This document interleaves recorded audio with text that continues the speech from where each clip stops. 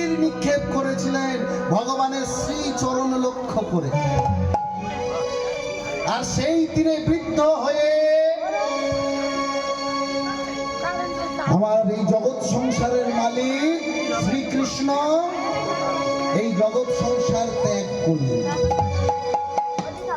এবারে আপনাদের কাছে একটা প্রশ্ন মাথায় টোকা মারতেই পারে।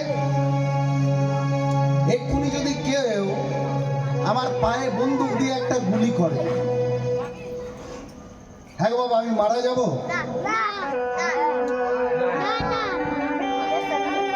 পায়ে যদি কেউ ত্রিশূল বিঁধে দেয়, আমি মারা যাব?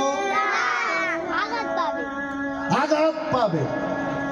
খুব বেশি হলে হসপিটালে যেতে হবে, আমার পাটা বাদ যাবে। কিন্তু ভগবানের পায়ে তীর লাগলো, ভগবান মারা গেলেন। তিনি এই জগতের মধ্যে সর্বশক্তিমান। অনেকে বলবেন যে ওই তীরের মধ্যে কালকুট বিষ মাখানো ছিল। কি তীরের মধ্যে বিষ মাখানো ছিল? সেই বিষ লাগা তীর লেগেছে বলে মারা গেছে। হ্যাঁ, অত সস্তা? তিনি জগৎ সংসারের মালিক, বিষ মাখানো তীর লাগলো আর তিনি মারা গেলেন। ছোট্ট ছোট্ট গোপাল স্তনে এক রাক্ষসী কালকুট বিষ মাখিয়ে পান করাতে এসেছিল। এই কালকুট বিষ ভগবান পান করেছিল। কোন রাক্ষসী গো?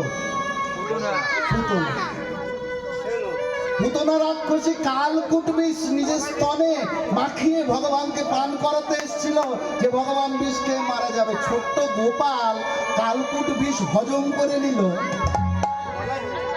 আর আমার গোবিন্দ ওই বিষ মাখানো তীর লাগলো, মারা গেল।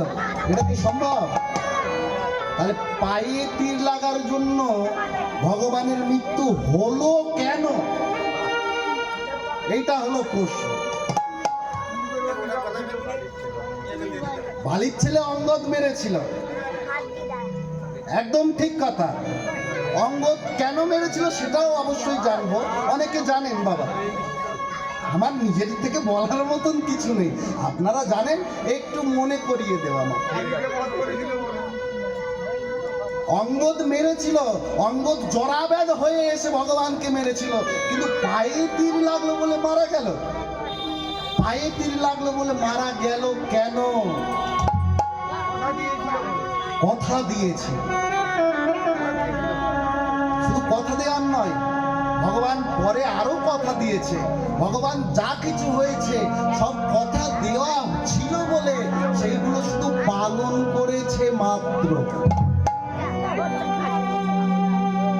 জরাব্যাধের হাতে মারা যাবে কথা দিয়েছিল কবে? না যেদিন রামচন্দ্র ওই অযোধ্যার রাজা হলেন, ঠিক সেই সময় একে একে সবাই আসছে। ভাই লক্ষণ এসে মহাভারতের যখন যুদ্ধ হয়, কয়েকজন এমন বীর ছিলেন যারা চাইলে এক নিমেষের মধ্যে এই চুটকি বাজানোর যতটা সময়, বলতে গেলে ততটা সময়ের মধ্যে যুদ্ধ শেষ করে দিতে পারতেন। মহাভারতের যুদ্ধ হয়েছিল কতদিন? আপনার বাবারা বলবেন না, দেখে আমার এই চুনো চানাগুলো কি জানে। এই বল, মহাভারতের যুদ্ধ কতদিন হয়েছিল?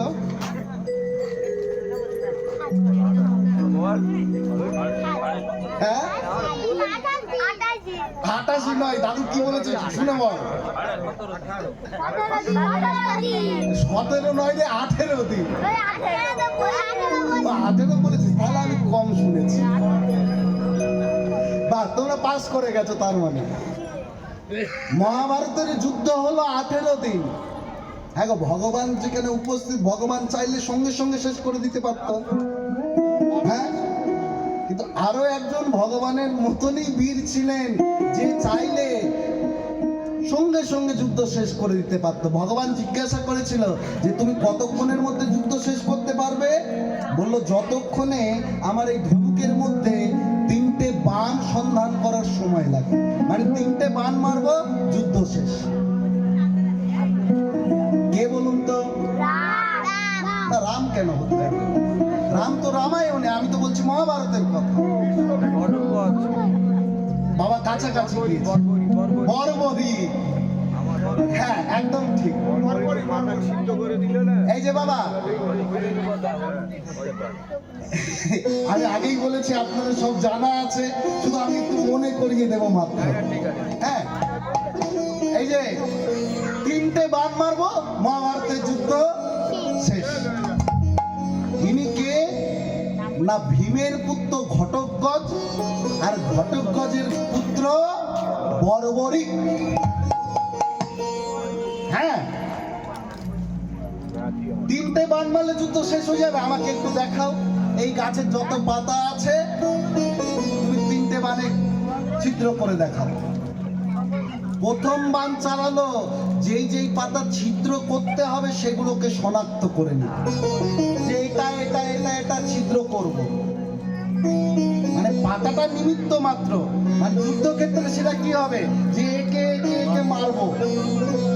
বোঝা গেল? দ্বিতীয় বাণ ছুটলো, এইটা এইটা এইটা এদেরকে মারবো না। ভগবান বলেছে সব শুকনো পাতাগুলো ফেলতে, কাঁচা পাতায় যেন না হাত পড়ে। প্রথম বাণে পাতাগুলো চিহ্নিত হলো, দ্বিতীয় বাণে যেগুলোর গায়ে তীর লাগবে না সেগুলোকে রক্ষা করা হলো। মানে প্রথম বাণে একে একে একে মারবো, দ্বিতীয় বাণে একে একে একে মারবো না, এদেরকে বাঁচিয়ে রাখবো। আর তৃতীয় বাণটা ছাড়ার সঙ্গে সঙ্গে যাদেরকে মারবো বলে চিহ্নিত করা হয়েছে, সঙ্গে সঙ্গে সব নিতাই গৌর হরি।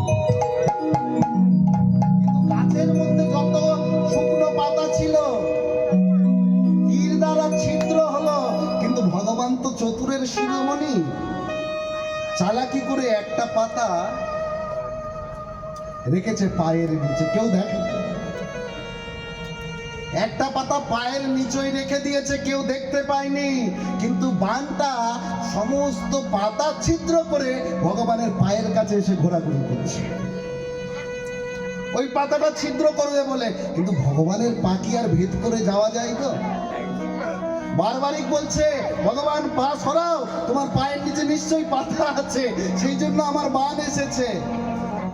ভগবান পা সরাচ্ছে না, সঙ্গে সঙ্গে সেই স্থানে উপস্থিত হলেন আদ্যা শক্তি স্বরূপিণী, যিনি দুর্গা, তিনি কালী, তিনি বৃন্দাবনে যোগ মায়া। বললেন, ভগবান আমি বর দান করেছি, তুমি যদি পা না সরাও তাহলে আমার বর মিথ্যা হবে। আর ভগবান গীতায় বলেছে, সাধু গুরু বৈষ্ণবের আশীর্বাদ বা অভিশাপ সত্য হয় কার জন্য? ভগবানের জন্য। ভগবান বলেছেন না, আমার জন্যই সাধু গুরু বৈষ্ণবের আশীর্বাদ সত্য হয়, বা আমার জন্য তাদের অভিশাপও সত্য হয়। তা ভগবানকে তো সত্য পালন করতেই হবে। ভগবান পাতা সরিয়ে নিলেন এবং বর্বরিককে একটা আশীর্বাদ করলেন, শোনো বর্বরিক, তোমার বাণ এবং বাণের লক্ষ্যবিন্দুর মধ্যে এসেছিল আমার এই চরণ, তাই আজ থেকে আমার এই শরীরের মধ্যে সব থেকে দুর্বল অঙ্গ হয়ে গেল আমার এই চরণ। কথা দিলাম বর্বরিক, এই চরণের মধ্যে তীর বিদ্ধ হওয়ার জন্যই আমার মৃত্যু হবে। বলুন নিতাই গৌর হরি।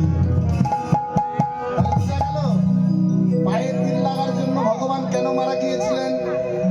প্রথম কথা দিয়েছিল অঙ্গদকে, দ্বিতীয় কথা বর্বরিক। সেই জন্য ভগবান পায়ে তীর লাগার জন্য মারা গেলেন। কিন্তু আমাদের এদিকে কিছু কীর্তনীয় আছে, তারা এই প্রশ্ন করে টুকুস টুকুস করে করে দেবে, করে উত্তর কিছু বলবে না। এখন পয়সা খরচা করে তোমাদেরকে আনা হয় তোমাদের থেকে কিছু জানবো বলে। নেওয়ার বেলায় তো কম নেওয়া হবে না, 60,000, 70,000, 80,000, যে যেমন পারে না। আমি সে নিয়ে মতামত জানাবো না, তার কারণ যার যেমন যোগ্যতা। যেমন আমার যোগ্যতা 10,000-এর, আমি আসলে গেলে 10,000 টাকা নিই। আমি বলবো না যে আমাকে